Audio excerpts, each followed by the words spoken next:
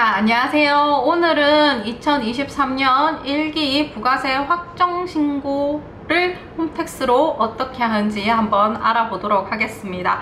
제가 원래 2023년 1월 달에 그 부가세 영상을 찍긴 했는데 그것도 보셔도 돼요. 그것도 거의 홈택스가 조금 업데이트 되긴 했는데 거의 대동소이해서 그거 보셔도 되는데, 이거 왜 찍게 됐냐 하면은 음식점업을 하다 보니까는 그게 그거더라고요. 그래가지고 편집하는 김에 따로따로 해도 되니까는 그렇게 해서 이번에 또 다시 한번 올리게 됐습니다. 자, 이번에는 음식점업은 따로 영상 갈 거고요. 자, 다른 영상 다 그렇듯이 영세율 제외하고요, 면세하고 부동산 사업자 제외입니다. 이 외에 사업자를 대상으로 하고 있고요. 혹시나 고정자산 매입하신 분들은 2023년 1월에 촬영한 그 영상이 더 자세하니까 그거 보고 신고하셔야 됩니다. 여기서는 거의 생략을 할 거고요. 설명 들어가기 전에 제 채널 이용 방법에 대해서 설명하겠습니다.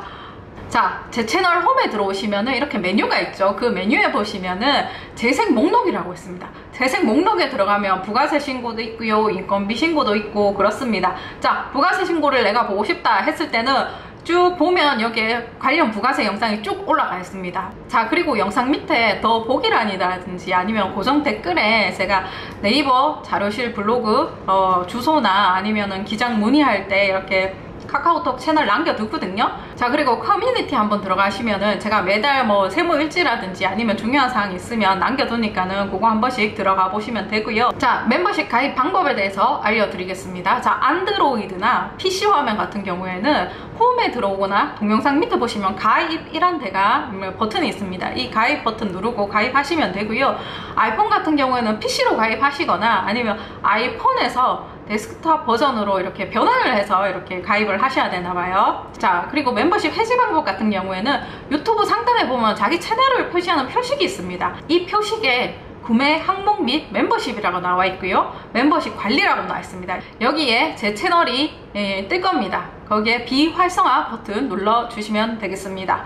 자, 그리고 부가세 신고하기 전에 선행되어야 될 부분이 있어요. 그 선행되어야 될 부분을 영상을 다 보고 이제 세팅을 다 하고 여기 오셔야 돼요. 무턱대고 이거 하다가 그거 하려고 그러면 일이 두 번이 되고 번거롭게 되니까 먼저 하고 이 영상을 보세요. 그 먼저 선행되어야 될 부분이 카드랑 현금 영수증 공제 불공제 설정입니다. 부가 14번 영상 가면은 자세하게 설명되어 있고요. 온라인 사업자 있잖아요. 플랫폼 사업자, 쿠팡, 네이버, 배달의 민족, 온라인 사업자, 플랫폼 사업자 를 이용하시는 분들은 부가 25, 26번 참고하셔서 매출 금액 잡고 오시고요. 내가 만약에 고정자산 매입이 있다. 여기서 말하는 고정자산은 사업용으로 사용할 차량, 기계장치, 기타 비품 중에 좀 값 나가는 것들 있잖아요. 100만원 이상, 그리고 뭐 유튜버 같은 경우에는 카메라나 조명장치 이런 거 고가에 있잖아요. 100만원 이상을 샀다 하시는 분들은 고정자산 매입 부가 13번 보시고요. 고정자산 매입이 있는 경우에는 23년 1월에 제가 촬영한 부가세 홈택스 영상 그거 보고 부가세 신고를 하세요. 거기 자세하게 나와 있습니다. 자, 홈택스에 들어가는 방법이 두 가지가 있죠. 개인용 인증서로 로그인하는 방법과 사업용 인증서로 로그인하는 방법이 있습니다. 자, 개인용 인증서 같은 경우에는 로그인 하시고 사업장 선택하시고 부가세 신고를 하셔야 되고요. 사업자 인증서 같은 경우에는 로그인만 하시고 바로 신고 납부 들어가셔도 됩니다. 자, 언제나 그렇듯이 제 강의에서는 이제 영세율하고 면세, 부동산 사업자는 제외합니다.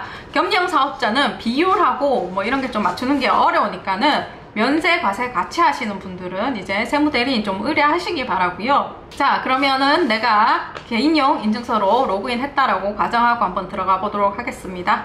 자, 사업장 선택하시면 이런 팝업이 뜨는데 내가 사업장이 여러 개다 하시는 분들은 여기에 여러 개 뜨니까는 그 각각 별로 들어가서 부가세 신고하시면 되겠습니다.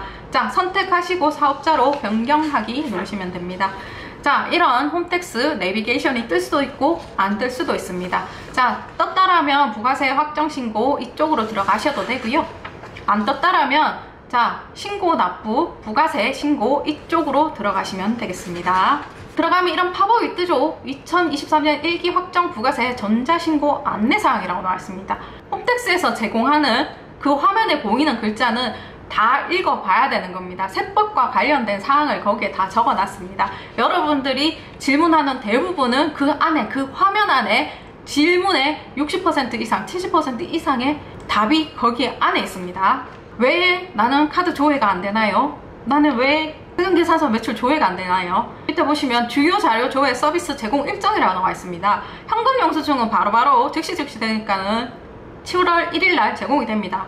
1일날 바로 제공이 되죠. 자, 세금계산서 매출 매입 내역. 자, 세금계산서 발행하고 전송일이 11일까지입니다. 그럼 11일 이후에 국세청, 홈택스도 그 자료를 제공할 수 있죠. 대부분 12일입니다. 신용카드 매출, 사업용 신용카드 매입 내역 14일입니다. 영세율, 그리고 여러분들이 영세율은 15일이고요. 판매된 결제 자료가 이번에 정말 많이 늦어가지고 17일인데 이러면 부가세 신고 어떻게 하라고 이게 17일로 해놨는지 저번보다 한 대체적으로 2, 3일 정도 다 늦는 기분이 있거든요. 이 기간이 지나야지 국세청에서 이제 홈택스에서 자료를 제공한다라는 뜻입니다. 자, 밑에 보시면 간이가세 예정신고 안내라고 되어 있습니다. 세금계산서를 발행할 수 있는 간이가세자 있죠. 그 분들은 이제 예정 부과 기한이라고 해가지고 1월 1일부터 6월 30일 지금 신고 기간이죠. 지금 해야 된다 이 말입니다. 자, 닫기 누르시고요. 뒤로 가보시면 이제 세금 신고 내역 조회, 신고 부속 증빙 제출, 그리고 삭제 내역 조회가 있는데 삭제 내역 조회는 거의 없을 거고요. 자, 세금 신고의 일반과세, 정기신고 이쪽으로 들어가면 되는데, 자, 위에 메뉴 한번 다시 보시면은, 자, 신고 내역 조회라고 있습니다. 세금 신고 다 하고 내가 전송까지 다 한 내역을 여기 가면 볼 수 있다라는 거죠. 신고서 뽑을 수 있고요. 그리고 납부서 여기 가면 뽑을 수 있습니다. 자, 옆에 보시면 신고 부속 증빙 서류 제출이라고 있는데, 이 부분이 언제 사용되냐면, 고정자산이 매입이 있는 경우, 이 메뉴를 쓰게 되는데, 자, 부가 23번 영상에 제가 자세하게 설명했습니다. 고정자산 매입 있으신 분들은 거기 가서 보시고요. 그리고 또 한 가지는 영세율 첨부 서류를 여기 넣는데, 유튜버들 보면 애드센스에서 이렇게 달러로 돈을 받죠. 그 사람들이 이제 달러를 돈을 받았는지 안 받았는지 그 증빙 서류를 여기 올릴 때 사용하는 거거든요. 그리고 예정고지세 조회 여기 있는데, 예정고지 있는지 한번, 납부한 금액이 있는지 없는지 한번 확인해 보시고요. 정기신고 세금비서 서비스라고 있는데 지금 들어가 봤는데 뭐 안 되는 것도 많고 좀 그렇더라고요. 이게 만약에 활성화되고 제가 봐서 좀 도움이 된다 하면 이것도 따로 찍을 예정이거든요. 자, 그리고 기한 후 신고 있거든요. 내가 이번에 7월 25일까지 1월 25일까지 신고를 못했다, 아예 못했다 하시는 분들은 기한 후 신고를 해야 되는 거죠. 7월 25일까지 1월 25일까지 신고 못하고 있다가 내가 보니까 지금 7월 26일이다 그러면 26일부터는 기한 후 신고로 들어가셔야 되고요. 수정신고나 경정청구 같은 경우에는 정기신고를 했는데 내가 고쳐야 될 게 있다 그러면 수정신고나 경정청구로 들어가셔야 됩니다. 자, 그러면 일반과세자 정기신고 여기 들어가 보도록 하겠습니다. 자, 기본정보 입력이라고 나와 있고, 다 다른 건 세팅 다 되어 나와 있죠. 그리고 여기 사업자 등록 번호에 넣고 확인 누르시면 밑에 세부사항은 다 나오거든요. 자, 저장 후 이동하시면 되는데, 자, 내가 이번 기간에 휴업 상태라서, 폐업은 아니죠. 사업자 등록 번호는 살아있는 상태니까 휴업 상태라서 매출도 없고 매입도 없습니다 하면 무실적 신고 여기로 클릭해서 들어가면 바로 끝나거든요. 그러니까 아무것도 없더라도 무실적이라도 신고를 해줘야 된단 말이죠. 자, 저장 후 다음 이동하겠습니다. 자, 이동하면 이런 메뉴가 보이죠. 메뉴 뭐 많은데 기본적으로 본인이 가지고 있는 코드에 따라 이게 설정이 되어 나오고요. 자, 여기서 맨 처음에 기타 제출 서류 영세율이라고 되어 있는데, 이 영세율은 영세율 해당자만 여기 있기 때문에 여러분들 대부분 여기는 해당 사항 없으시고요. 만약에 내가 유튜버다, 애드센스로부터 직접적으로 내가 외화를, 달러를 통장으로 받고 있다 하시는 분들은 영세율, 매출 명세서 여기와 외화 획득 명세서 여기 체크를 해주셔야 됩니다. 세 번째, 기타 제출 서류 보시면은 여기에 여러분들이 해당될 수 있는 거는 쭉 보면, 자, 사업장 현황 명세서라고 있는데, 음식점업, 숙박업, 기타 서비스업 중 그 매장 가지고 뭔가를 해야 되는 분들 있잖아요. 이분들은 자동적으로 여기에 체크가 되어 나올 거고요. 조금 이따 다시 한번 설명드립니다. 자, 밑에 보시면 매출처별 계산서 합계표와 매입처별 계산서 합계표가 있는데, 면세 매출이 있는 사업장 같은 경우에는 이거 체크를 해주셔야 되고요. 면세 매입이 있는 사업장 이거 체크해 주셔야 됩니다. 내가 면세업을 하지 않더라도 면세 매입은 있을 수 있습니다. 자, 화한 면세고요. 도서 면세고요. 자, 수돗물 면세입니다. 이런 매입이 과세업자도 생길 수가 있으니까는 면세 매입이 있다 그러면 여기 체크를 해 주셔야 됩니다. 자, 두 번째, 매입세 경감 공제세액이라고 나와 있는데 여기 기본적으로 다 체크가 되어 나옵니다. 자, 여기서 본인이 이제 선택해야 될 메뉴가 있는데 그게 자, 세 번째 보시면 건물 등 감가상각 취득 명세서. 자, 고정자산 매입이 있는 경우 이거는 홈택스에서 판단을 못해요. 자, 이번에 내가 차 산 게 있다, 사업용으로 쓸 차가 있다, 그러면 이걸 체크를 하셔야 되고요. 단지 그 차를 사고 이제 현금 영수증이나 아니면 세금 계산서 받았어야지 이거 체크합니다. 자, 이거 있으신 분들은 부가 23 영상 보시고 신고하시고요. 쭉 가시고, 그리고 공제받지 못할 매입세 같은 경우에도 이거는 거의 차를 샀다 그러면 세트로 따로 나오는데 이것도 부가 14번 영상 체크 보시고 한번 있으신 분만 체크하시면 되고요. 자, 그리고 옆에 과세표준 및 매출세액이라고 나와 있는데, 자, 이거는 기본적으로 본인이 가진 코드에 의해서 자동적으로 이제 해당되는 부분 체크되어 나올 겁니다. 자, 밑에 경감공제세액하고 예정고지세액하고 기납부세액하고 가산세도 있는데 여기도 기본적으로 다 체크가 되어 나오거나 아니면 신고서에서 다 보이더라고요. 자, 가산세도 거의 여러분들 없다라고 생각을 하고 넘어가겠습니다. 자, 저장 후 다음 이동하시면, 자, 사업장 현황 명세라고 뜨시는 분들 있고 안 뜨시는 분들이 있을 거예요.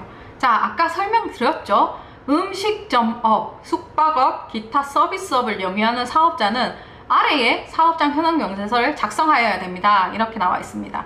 자, 가게를 가지고 하는 사람들이죠. 자, PT샵, 헬스장 이런 것도 다 여기에 해당이 됩니다.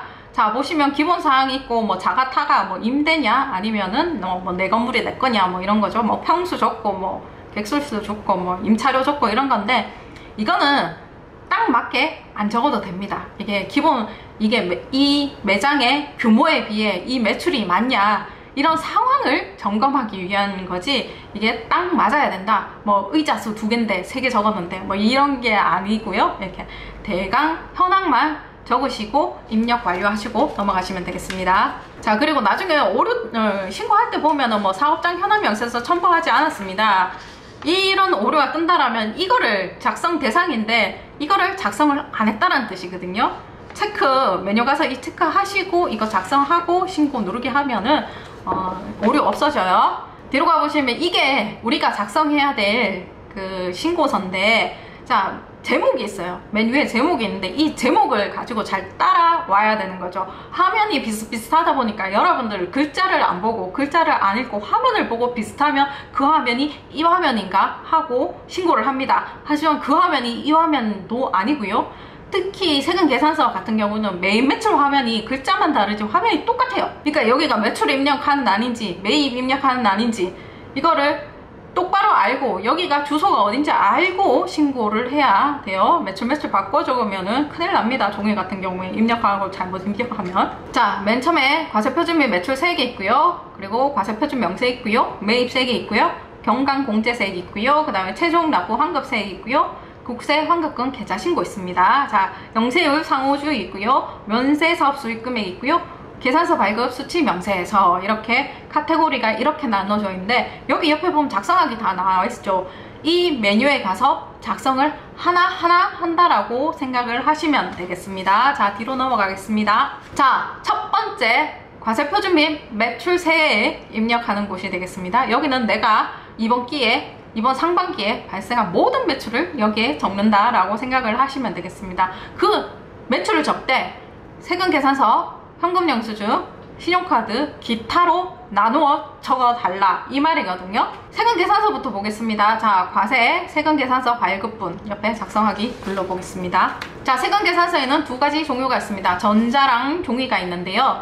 자, 위에 보시면 과세기간 종료일 다음 날 11일까지 전송된 전자세금계산서 발급분이라고 있습니다. 여기에 중요한 건 전자죠, 전자. 자, 전자세금계산서 불러오기 하면은, 자, 이런 팝업이 뜨고 불러와지죠. 이 팝업의 내용은 지금 집계된 거 그대로 불러왔으니까는 책임은 안 진다, 확인은 네가 해라, 이런 말이고요. 자, 확인 누르고 넘어가면은 이렇게 불러와 있죠. 그리고 2번 전자세금계산서 자료조회 한번 눌러보겠습니다. 자, 이런 팝업이 뜨는데 과세기간 종료일 다음 날 11일부터 전송된 매출 전자세금계산서 합계라고 나와 있습니다.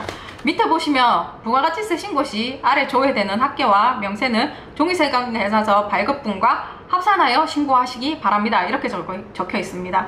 자, 그리고 여기에 0000으로 또 있죠. 이게 정상이고요. 여기에 만약에 어떤 내역이 있다, 뭐 한 건, 뭐 금액 나와 있다 그러면 옆에 보시면, 밑에 보시면 사업자별 명세조회, 여기 클릭하시면 그 내역에 대한 명세가 나와 있습니다. 이거를 보고 종이세금계산서 뒷장이 나오죠. 바로 종이세금계산서 입력이라고 제가 크게 적어놨습니다. 이 부분에 그것도 같이 적어달란 말이거든요.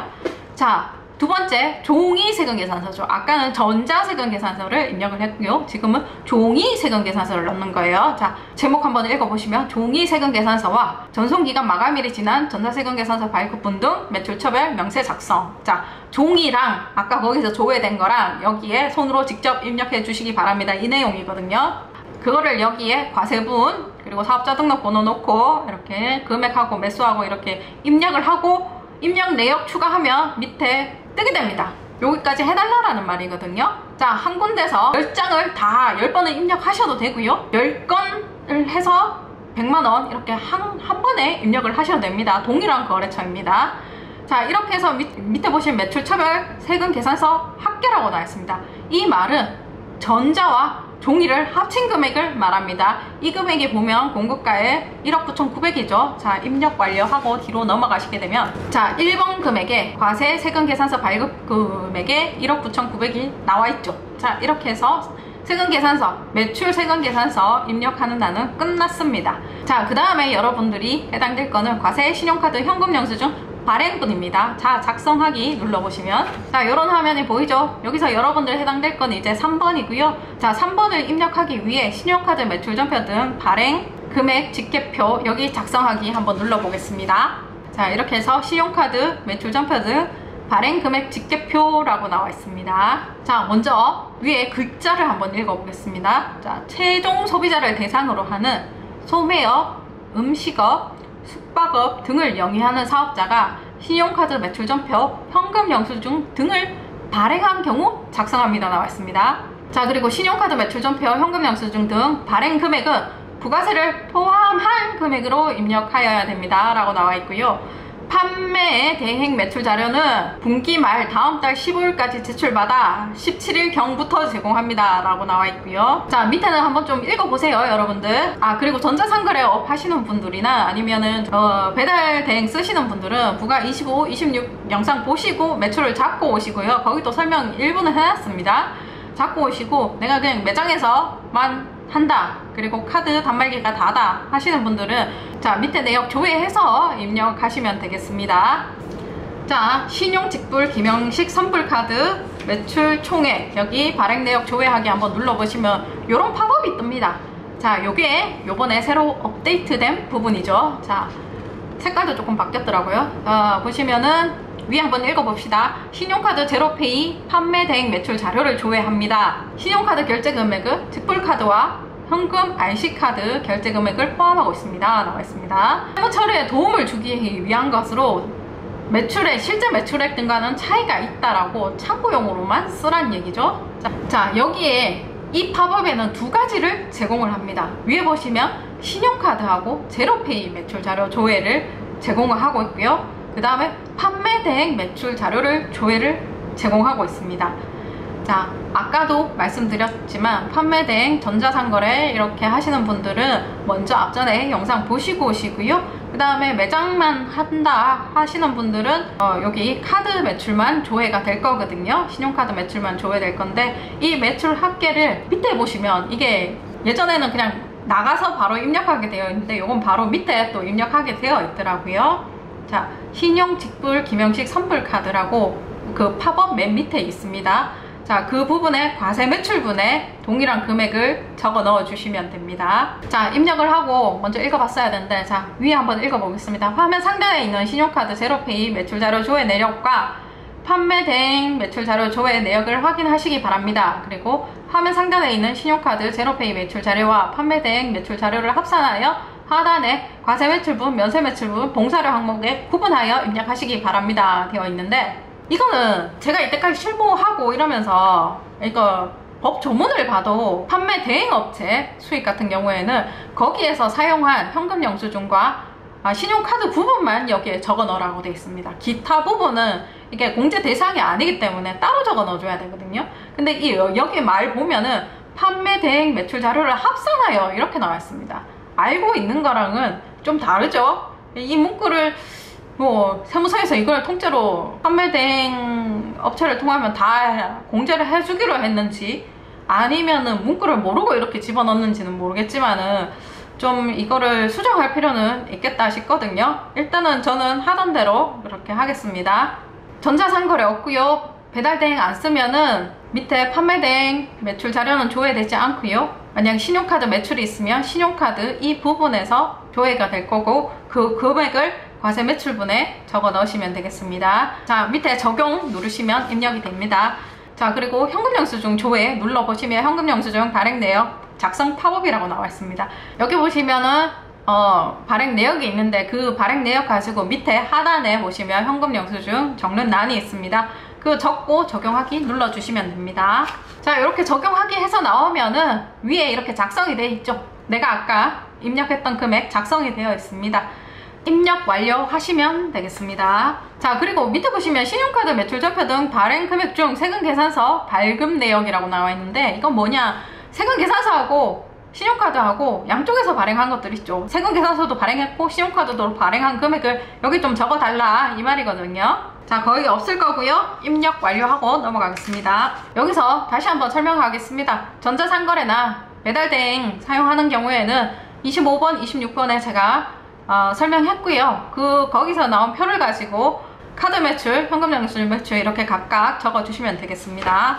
자, 입력 완료하면 이제 기타 매출분 이 화면이 다시 나오죠. 3번 보시면 이제 신용카드하고 현금 영수증 발행분 금액이 입력되어 있고요. 자, 4번에 보면 이제 기타 정규 영수증 외 매출 금액이라고 나와 있습니다. 이 금액은 뭐냐, 현금이나 계좌 이체 받고 적격증빙, 그러니까 세금 계산서나 현금 영수증이나 카드 영수증 발행 안 한 부분 있죠. 그 부분에 대한 매출을 좀 적어달라 이 말이거든요. 공급 가액하고 세액하고 각각 적어 넣어 주시면 되고요. 전자상거래나 배달대행 하시는 분들은 제가 그 서식에서 4번 금액을 각각 이렇게 적어 넣어 주시면 되겠습니다.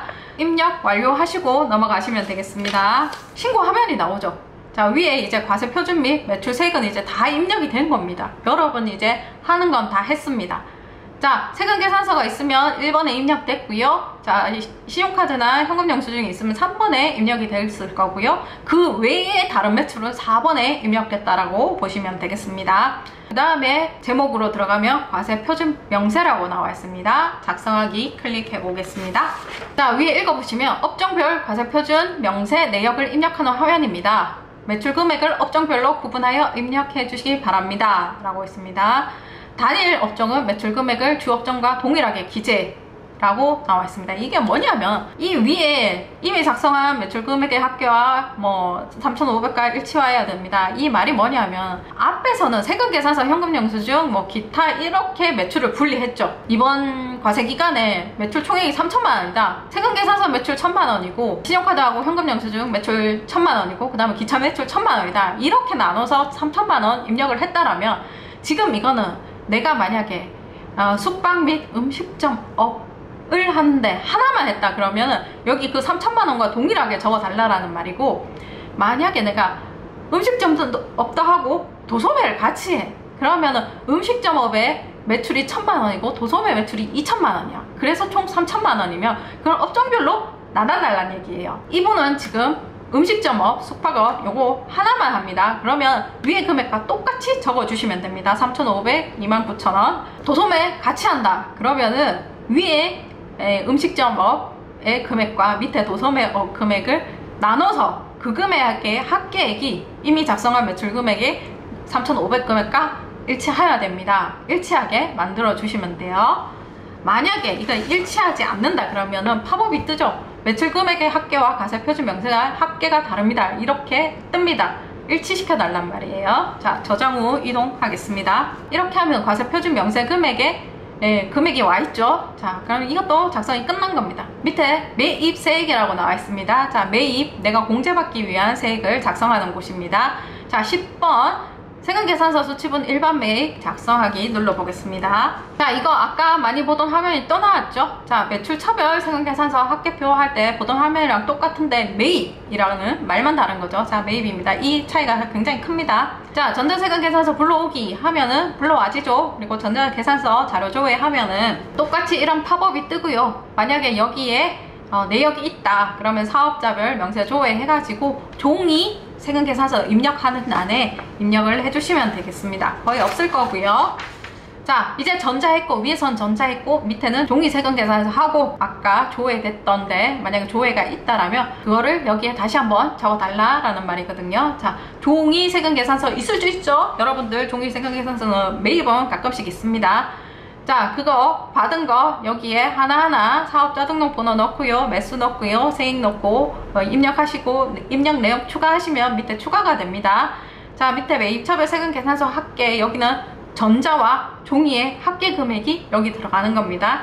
자, 150만원 확인하시고 입력 완료하시면 다시 신고서 화면에 10번에 150만원이 입력된 게 나와 있습니다. 세금계산서 수취분 고정자산 매입 제가 아까부터 계속 누누이 얘기 드렸고 부가 13번 영상 참고해가지고 부가 23번 영상 보시고 신고하시고요. 만약에 있다라면 그리고 공제받지 못할 매입세액도 부가 14번 영상 참고하셔서 공제 불공제 먼저 설정하시고요. 자, 그러면은 여러분들 매입세액에서 이거 두 가지 해당하는 사람만 보시면 되고요. 만약에 이거 두 가지 해당 사항 없다 그러면 나머지는 14번만 해당이 될 거거든요. 14번 작성하기 한번 눌러보겠습니다. 자, 그 밖에 공제 매입세액 명세라고 나와 있습니다. 자, 첫 번째 신용카드 매출 전표득 수령 명세서 제출분 일반 매입 작성하기 눌러보겠습니다. 신용카드 매입에 대한 신용카드는 크게 두 가지로 나눌 수 있습니다. 자, 첫 번째는 국세청에서 내역을 알고 있습니다. 이미 그게 법인 사업자 카드고요. 그리고 사업용 카드로 등록한 카드, 그리고 화물 운전자 복지 카드, 홈택스에서 이제 사용 내역을 조회할 수 있는 거고요. 그 이후에 그러니까 여러분들은 사업용 신용카드 등록하지 않은 일반 카드가 되겠죠. 이 일반 카드도 공제됩니다. 일반 카드 사업용 신용카드 등록 안 했다고 그 공제를 못 받는 건 아니거든요. 공제를 받을 수 있는데 다만 귀찮죠. 자, 내가 그 상대 업체가 간이가센자인지 아닌지 그거부터 파악을 해야 되고 만약에 공제 대상이 된다면 여기에 집어넣어야 되는, 여기에 일일이 손으로 쳐야 되는 그런 번거로움이 있기 때문에 사업용 신용카드를 등록하라고 하는 겁니다. 가맹점 정보라고 나있는데 거기에 카드 번호 넣고요. 그 다음에 그 상대편에 사업자 등록번호 넣고요. 공급가액하고 세액, 거래 건수 이렇게 넣고 입력 내역 추가하면 밑에 등록이 됩니다. 자, 그리고 그 합계 부분은 그 밖의 신용카드 등에 가서 이렇게 합쳐져 있죠. 자, 밑에 보시면 현금 영수증, 화물 운전자 복지카드, 사업용 신용카드 이거는 다 국세청에서 이제 조회가 되니까 이걸 가지고 써넣기만 하면 되는 거죠. 자, 한번 눌러보겠습니다. 현금 영수증. 자, 눌러보면 이렇게 팝업이 뜹니다. 자, 이제 국세청의 홈택스가 점점 발전을 하죠. 제가 계속 이제 부가세하고 소득세하고 찍고 있는데 부가세는 점점 발전하는 게 조금씩 보여요. 현금 영수증 수령 명세서 작성 팝업이라고 나와 있는데 전체가 있고 공제 대상이 있습니다. 부가 14번 신용카드 및 현금 영수증 공제 불공제 변경 방법이라고 있는데 이 영상에 가면 이 금액이 어떻게 산출이 되는지 나와 있습니다. 이게 먼저 설정을 하고 여기 와서 그 금액을 적는 겁니다. 자, 내가 이번 상반기에 카드, 현금 영수증 쓴 전체 내역이 이건데 그 중에서 공제 대상이 되는 것들의 합이라고 보면 됩니다. 옆에 보시면 자, 이번에 상반기잖아요. 자, 공제 대상에 상반기에 건수 공급가액 세액이 있죠. 그 금액을 밑에 내려와서 현금 영수증 부분에 7건 27만원, 27,000원 이렇게 적고 적용을 하시면 됩니다. 쉬워졌죠? 입력 완료하고 나와보면 이제 현금 영수증에 이제 그 금액이 나와 있죠. 그리고 사업용 신용카드 조회하기 한번 눌러보겠습니다. 이 금액도 동일한 방법이거든요. 사업용 신용카드 수령 명세서 작성 팝업이라고 나와 있고 전체 금액이 있고요. 공제 대상이 있습니다. 상반기 합계액이 114건 그리고 544만원 있고요. 요 금액 그대로 사업용 신용카드 부분에 적고 적용하기 눌러주시면 되겠습니다. 화물 운전자 복지카드 이거 있으신 분들도 그대로 하시면 됩니다. 똑같습니다. 자, 이렇게 해서 다 넣었으면 입력 완료하시면 되겠습니다. 자, 그러면 다시 그 밖에 공제 매입세액 명세로 나와 있습니다. 자, 의제 매입세액 작성하기 한번 눌러보겠습니다. 의제매입세 공제 신청서라고 나와 있습니다. 위에 한번 도움말 한번 읽어볼게요. 자, 간이가세자는 의제매입세 공제 적용 배제. 의제매입세 간이가세자 안 됩니다. 의제매입세의 취지에 대해서 밑에 나와 있죠. 부가가치세가 면세된 농산물, 축산물, 수산물 또는 임산물, 면세 농산물 등이라고 하겠습니다. 공급받아 내가 매입을 해가지고 과세되는 재화의 제조 가공에 사용하고 그 재화 용역이 과세되는 재화여야 됩니다. 농어민으로부터 직접 공급받은 면세 농산물 등에 대한 의제매입세 공제는 제조업만 됩니다. 음식점업은 안 되니까는 자, 밑에 농어민 등으로부터 매입분에 대한 명세, 여기는 제가 음식점 입력 불가라고 나와 있습니다. 쓰시면 안 되는 거고요. 이거를 실무적으로 적용하면 내가 식당을 한다. 근데 면세 있잖아요. 면세 계산서라고 하죠. 받아보신 분들은 알 건데 이게 맨날 과세 사업자만 하면 여기에 세금 안 붙은 계산서도 있어요 하면은 그런 게 있어요 라고 얘기를 하는데, 뭐 식당 하시는 분들은 면세 계산서 많이 받았으니까 아실 거예요. 계산서라고 하고 거기에 부가세 없는 게 있죠. 계산서를 받았는데 그 계산서의 품목이 농산물, 축산물, 수산물, 임산물이다. 그 금액의 108분의 8, 109분의 9 뭐 일정 비율을 해준다 라는 얘기거든요. 거기서 뭐 납부세액을 좀 빼준다 이런 얘기거든요. 면세, 농수산물 등 매입 가액 합계라고 나와 있습니다. 계산서가 있고요. 신용카드가 있습니다. 사업자로부터 매입분 계산서 조회하기 눌러보면 여기에 전자는 조회돼요. 근데 종이로 받은 게 조회가 안 돼요. 조회는 참고용이고요. 여기서 조회됐다 그래도 이 조회된 내역이 전부 다 농산물 등이 아니거든요. 이 안에 조회됐다 그래도 이 안에는 수돗물이 있을 수도 있고요. 방역이 있을 수도 있어요. 책이 있을 수도 있고 그런 거는 안 되죠. 여기 조회된 거에서 농수산물 등을 발라내야 되고요. 그 다음에 내가 종이로 받은 계산서 중에 농수산물을 합쳐야 되는 겁니다. 그 합친 금액의 건수와 매입 가액을 여기 넣어주시면 되는 겁니다. 자, 그 금액을 적으시고요. 그리고 공제율이 있습니다. 자, 공제율 안내 한번 클릭해 보겠습니다. 자, 가 나가 있는데 가는 주점이라고 보시면 돼요. 일반 음식점이 아니에요. 뭐 술 팔고 이런 데라고 보시면 되고요. 거의 나라고 보시면 되는데 나도 두 가지가 있죠. 자, 108분의 8이 있고요. 109분의 9가 있습니다. 과세 표준이 2억 원 이하인 경우에는 109분의 9고요. 2억 원 초과인 경우에 108분의 8입니다. 그럼 여기서 과세 표준 또 뭐냐? 과세 표준은 어디 있었죠, 아까? 자, 신고 내역 앞쪽에 보시면은 자, 과세 표준 및 매출 세액이라고 나와 있습니다. 거기에 보시면 9번 금액이 과세 표준이라고 보시면 되겠습니다.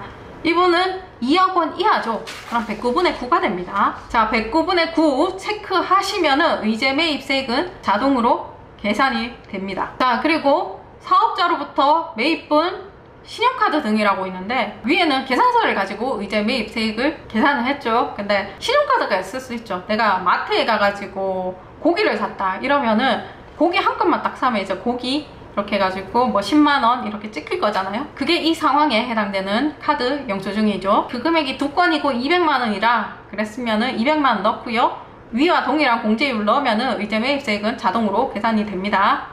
신용카드 의제매입 같은 경우는 번거롭거든요. 자, 마트 가서 내가 고기 사는데 고기를 딱 한 가지만 안 사죠. 뭐 고기 사고 뭐 만두 사고 뭐 등등등등 과세 면세 다 엉켜 있으니까는 이걸 하나하나 발라내기가 힘들거든요. 그러니까 면세 의제매입세액 있으신 분들 같은 경우에는 그 부분을 다 따라해가지고 계산서를 발급받은지 아니면 고기 같은 경우에는 주로 거래하는 곳에서 거래하면서 계산서를 받는 그런 거를 좀 추천을 드릴게요. 자, 그리고 과세기간, 과세표준 및 공제 가능한 금액이라고 나와 있는데 이거는 한도라고 보시면 돼요. 한도는 여러분들 잘 걸릴 리가 없거든요. 이 한도도 예전에는 없었어요. 이게 왜 생겼냐면 이걸 가지고 악용하고 탈세하는 사람이 생겨가지고 이 한도도 생긴 거거든요. 자, 보시면 과세표준의 확정분이라고 돼 있어요. 여러분들 예정신고 안 하니까 그냥 확정분 신고 한번 하죠. 자, 여기 과세표준이라고 나와있어. 아까 제가 과세표준이라고 얘기 드렸죠. 그 금액을 여기 적는 거예요. 3,500만원 적으면 이제 한도율 같은 경우에는 자동으로 체크가 되면서 밑에는 다 자동 계산 되거든요. 자, 한도율은 밑에 참고하셔서 좀 보시면 되고요. 지금 여기 과세표준 합계가 1억 원 이하이기 때문에 75% 한도율이 계산이 된 거 보이죠? 자, 자동 계산됩니다. 과세표준만 넣으면. 자, 그리고 과세기간 공제할 세액이라고 나와있는데 이 부분도 자동 계산돼요. 그리고 제가 봤을 때 여러분들 이거 한도 걸리시는 분들이 거의 없기 때문에 이건 자동 계산만 하고 입력 완료하고 넘어가면 되겠습니다. 세세한 내용까지는 제가 설명을 안 할게요. 자, 이렇게 입력 완료하고 나오면 이제 그 밖에 공제 매입세액 14번에 신용카드 매입, 의제 매입세 공제 등 합쳐서 이 금액이 여기에 와 있을 겁니다. 자, 공제받지 못할 매입세액 같은 경우에는 내가 세금계산서 수취한 것 중에 공제받지 못할 매입세액이 있다 그럴 때 작성을 하고요. 14번 참고 영상 참고해가지고 보시면 되는데, 대표적인 케이스가 어떤 케이스가 있냐면은 이번 기회에 내가 사업용으로 사용할 소나타를 사고 매입세금 계산서를 받았어. 그 매입세금 계산서가 10번에 올라가 있을 거잖아요, 세액에. 근데 소나타는 부가세법상 공제가 되지 않습니다. 그러면 16번에 적어줘야 되는 거예요. 이런 케이스가 생길 수 있으니까는 그 부가 14번 영상 참고해서 보시면 되고요. 자, 밑에 가셔서 경감공제세액 보시면 그거 밖에 경감공제세액이라고 해가지고 작성하기 눌러보시면, 자, 전자신고세액 공제라고 있는데 이거 홈택스로 이용해서 세금 신고하면 만원 까주는 거니까 자동적으로 와 있고요. 그 다음에 밑에 보시면 전자세금 계산서 발급세액 공제라고 있는데 작성하기 한번 눌러보시면, 자, 2022년 7월 1일부터 어쩌고 저쩌고 있는데, 공급가액 합계액이 3억 원 미만인 개인 사업자가 전자세금 계산서를 발급하는 경우 해주는 겁니다. 건당 200원이고요. 법인 사업자 안 되고요. 만약에 3억 원 이상도 안 되는 거죠. 대상 확인하고 공제 받으셔야 됩니다. 확인하고 누르면, 자, 나오죠. 신고인 인적사항이라고 나오죠. 직전 연도 사업장별 공급 가액 합계액이 3억 미만인 개인 사업자 여부라고 나와 있습니다. 법인 안 된다라는 거고요. 개인 사업자 중에 직전 연도 사업장별 공급 가액이 3억 원 미만인지 아닌지 묻고 있습니다. 자, 3억 원 미만이면 여하면 되고요. 공제 대상 세액은 옆에 건수 조회하면 건수 나오니까 건수만 집어넣으면 자동 계산되고요. 입력 완료하시면 됩니다. 자, 그러면 전자세금 계산서 발급세액 공제에 이렇게 금액이 나오고요. 입력 완료하시고 넘어가시면 되겠습니다. 자, 나오면 다시 신고서 화면에서 18번에 금액이 작성되어 있고요.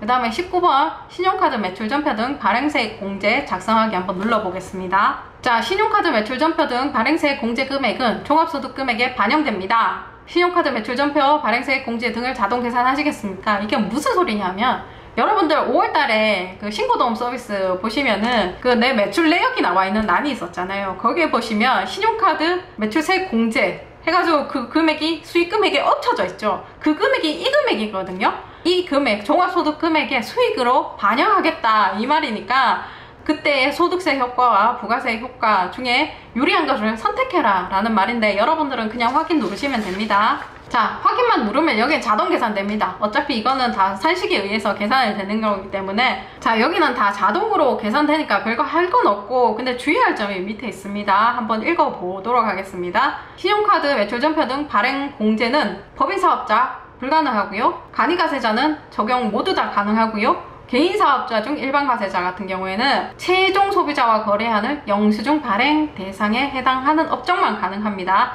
도매 안 된다라는 얘기예요. 밑에 보시면 직전 연도 공급가액이 10억 원 초과인 사업장도 적용이 안 된다라는 거거든요. 개인도 이 요건에 해당되더라도 10억 원 초과다 그러면 안 된다라는 거죠. 자, 그리고 밑에 공제 한도는 납부한 세액 범위 안에서 연간 1,000만 원입니다. 이렇게 됩니다. 연간 1,000만 원입니다. 이게 어떤 의미냐 하면은, 우리가 부가세 신고는 1기, 2기 2번 하죠. 근데 연간 1,000만 원이래요. 그러면 1기 때 내가 600만 원을 공제 받았어. 근데 2기 때도 600만 원을 공제 받아야 되는데 연간 1,000만 원의 한도니까 2기 때는 400만 원밖에 공제를 못 받는다라는 거예요. 여기에 기공제세액이 1기 때 공제 받았던 금액이라고 생각하시면 됩니다. 자, 그리고 밑에 매출 매입 모두 입력한 후 작성하여야 정확한 계산이 가능합니다. 이 얘기가 뭐냐면은, 신고서 작성할 때 처음부터 순서대로 하란 말이거든요. 이게 다 서식이 이 안에도 홈택스에서도 서식이 다 걸려있는 상태이기 때문에, 이게 밑에서부터 작성하거나 작성 순서가 뒤바뀌어버리면 이게 잘못 계산되고 이렇게 되어 있으니까는 모든 서식은 위에서부터, 그리고 처음부터 차례대로 이렇게 입력을 하란 말이거든요. 자, 입력 완료하시고 넘어가시면 됩니다. 자, 나와보면 19번에 금액이 입력되어 있죠. 세액에 확인하시면 되고요. 자, 밑에 보시면 예정고지 세액이 있는데, 예정고지 납부한 게 있으면 제 경우에는 이게 뜨더라고요. 자동으로 한번 확인해 보시고요. 그리고 다른 거는 여러분들 해당 사항 없고, 자, 3번은 이제 자동으로 이제 계산이 되어 나오는 거죠. 27번이 이제 이번 기에 납부할 부가세라고 생각을 하시면 되겠습니다. 자, 그리고 만약에 27번 금액이 마이너스인 경우에는 국세 환급금 계좌 신고라고 해가지고 여기에 은행하고 계좌번호 넣으면 되거든요. 이것도 안 넣으니까 오류 생기더라고. 자, 그리고 영세율 상호주의 여러분들 입력하실 필요 없고요. 면세사업 수익금액 우리 면세 아니라고 가정을 했어요. 그리고 계산서 발급 및 수치 명세라고 나와 있습니다. 이거 면세사업자 아니니까 우리는 발급 금액 없고요. 수치 금액은 있을 수 있어요. 자, 작성하기 한번 눌러보겠습니다. 매입처별 계산서 합계표입니다. 자, 이거 똑같죠? 매입처별 세금 계산서, 매출처별 세금 계산서 합계표 입력한 그 화면이랑 똑같습니다. 자, 전자계산서 불러오기 하면은 여기에 불러올 거고요. 계산서, 종이로 받은 계산서는 밑에 과세기간 종료일 다음 달 10일까지 전송된 전자계산서 외에 발급받은 매입처별 명세 여기에 입력하고 입력 내용 추가해 주시면 됩니다. 자, 이렇게 입력하시고 밑에 입력 완료 눌러주시면은 계산서 수치 금액 83번에 그 금액이 나와 있죠. 자, 이게 신고서 다 작성이 된 거고요. 신고서 입력 완료 하시면 이제 신고서 제출이라고 나와 있습니다. 이제 신고 내용 요약이고요. 이게 맞는지 확인 한 번 더 하시고 신고서 제출하기 누르시면 되겠습니다. 자, 여기서 신고서하고 납부서하고 뽑는 방법이 있는데, 자, 아까 맨 처음에 메뉴에 보시면 세금 신고 메뉴 있었고 신고 내역 조회 메뉴 있었습니다. 거기에서 다 기간, 내가 신고한 기간을 넣고 조회하기 나오면 지금은 조회된 내역이 없습니다 라고 뜨는데, 내가 신고를 다 했다라면 여기 신고 내역이 있습니다. 거기서 접수번호, 신고서 보기라고 나와 있습니다. 그 숫자를 클릭하면 신고서가 보이고요. 옆에 납부서 있죠. 납부서를 클릭하면 납부서가 프린트가 되거든요. 그거 보시고 납부를 하시면 되겠습니다. 자, 그리고 내가 7월 20일 날 신고를 했는데 보니까 잘못했어. 신고 기한이 7월 25일까지잖아요. 그 전에는 신고서를 암만 뜯어 고쳐도 25일 최종적으로 신고 들어간 그 신고서가 신고가 되니까는 그 25일 이전에는 뭐 수정할 게 있으면 계속 신고하셔도 되고요. 다만 25일 이후에 만약에 수정할 게 생긴다 그러면 수정 신고로 들어가셔야 됩니다.